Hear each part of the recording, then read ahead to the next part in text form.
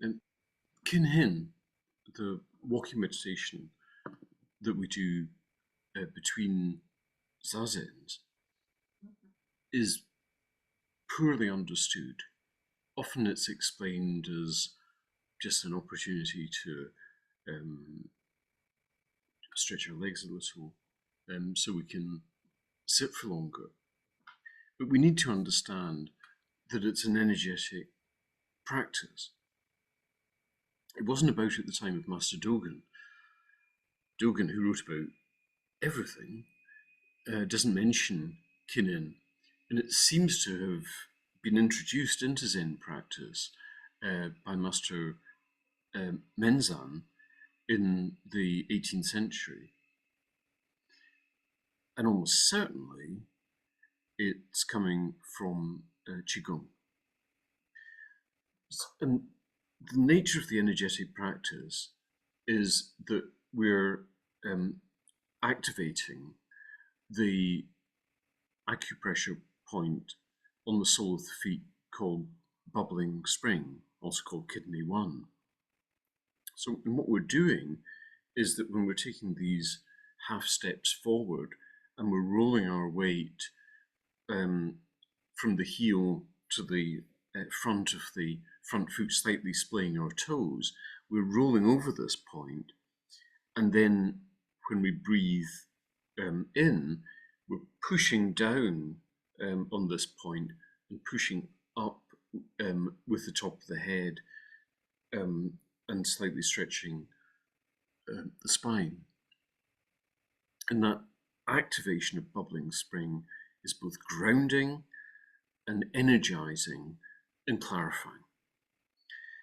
For people that can manage that on the front foot, and not everyone can, and not everyone can manage it on both feet, the back foot is also, the heel is slightly raised, and that's at the point of bubbling spring as well. And so if you can't get the activation from the front foot, then you can push down on the back foot, and it has a similar effect. Not quite as powerful, but similar.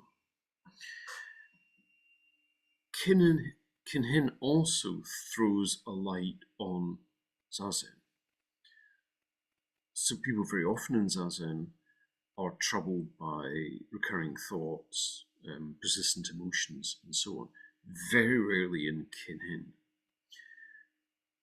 And they're rarely troubled by that in Kinhin because it's plainly an activating practice. It's not, as some people mistakenly think Zazen is, waiting for something to happen, waiting for our delusion to clear, or something like that.